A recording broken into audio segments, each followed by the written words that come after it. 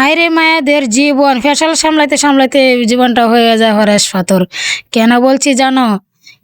কারণ কি জানো, এই ফেসাল সামলাতে সামলাতে ঘরের সংসারে কাজকর্ম করতে করতে নিজের টিফিন খেতেই কিন্তু ভুলে যাওয়া হয় যে নিজেরও যে একটা জীবন আছে, নিজের জীবনটাকেও যে একটু সুন্দর করে গুছিয়ে রাখতে হবে বা একটু সময় দিতে হবে সেটাও ভুলে যায়। আর এখানে টিফিনটা তো দেখছো দূরের কথা, টিফিন একদিন খেলে আরেকদিন কিন্তু মনেই থাকে না।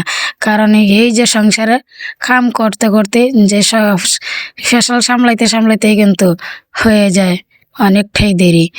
তার জন্যই বলছি গো বন্ধুগণ, একটু টিফিনটা খাওয়া, নিজের সঙ্গে একটু সময় দেওয়া, এই সময়টুকু পাওয়া যায় না খুঁজে। আমাদের সবার জন্যই কিন্তু এভাবেই ব্যস্ত থাকতে হয় সব সময়, কিন্তু নিজের জন্য কখনো ব্যস্ত হয়ে মরিয়া হয়ে ওঠা হয় না গো। সেজন্যই বলছি, অন্যকে ভালো রাখার জন্য, সবাইকে ভালো রাখার জন্য নিজে সব কিছুই ত্যাগ করে কিন্তু এই সংসারে সঁপে দিতে হয় নিজের জীবনটাও, তাই না? তো কর্ম করতে করতে আমাদের সকলেরই, মেয়ে হোক পুরুষ হোক, পুরুষদেরও কিন্তু এই সংসার সামলাইতে সামলাইতে কীভাবে ইনকাম করব, কীভাবে কি করব সেই চিন্তাধারা থাকে। আর ঘরে মহিলাদেরও কিন্তু একই টেনশন, যে দুইজন নবদম্পতিরই কিন্তু একই অবস্থা, একই ভাব। এটাই হয়েছে আমাদের জীবন।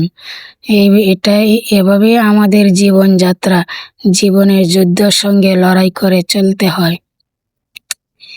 আর সবাইকে ভালো রাখার চেষ্টা করতে হয়। আর এভাবেই কিন্তু আমাদের চলে যাচ্ছে দিনগুলো, মাসগুলো, বছরগুলো, সপ্তাহগুলো, সব কিন্তু চলে যাচ্ছে একইভাবে, একই পরিমাপে।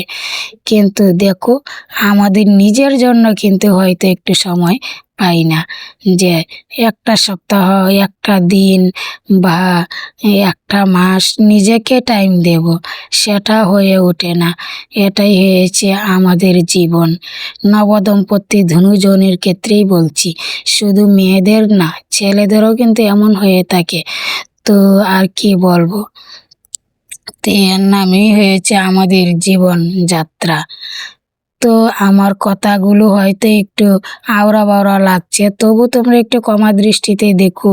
আর কি করা, আমি তো এভাবেই কথা বলি।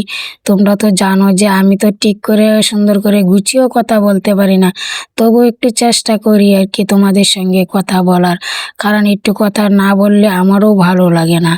তার জন্যই কিন্তু, যেহেতু আমরা এসেছি এখানে সোশ্যাল মিডিয়াতে, তো তার জন্যই আর কি বললাম। আর মনের কথা দুইটা যা বলা যায় তোমাদের সঙ্গেই কিন্তু বলা যায়, আর অন্য কারো সঙ্গে বলতেও কিন্তু এতটা হয় না, কারণ সবাই তো একই। সবাই নবদম্পতি, প্রত্যেক ঘরে ঘরে একই অবস্থা, তাই না? তার জন্য আমাদের মতো মধ্যবিত্ত পরিবারের লোকজন যারা আছে তাদের কাছে যদি আমার কথা বলি, তো তারা কার কাছে বলবে? কিন্তু সবাই কিন্তু সমান না, তাই না? কিন্তু আমাদের মধ্যবিত্ত পরিবারের লোকের এই একটা হাল অবস্থা, সেটাই তোমাদেরকে বললাম। সবার ক্ষেত্রে কিন্তু না, কারণ অনেকেই আছে কিন্তু টাকা পয়সা আছে, ঘরের লোকজন আছে, কাজ করে।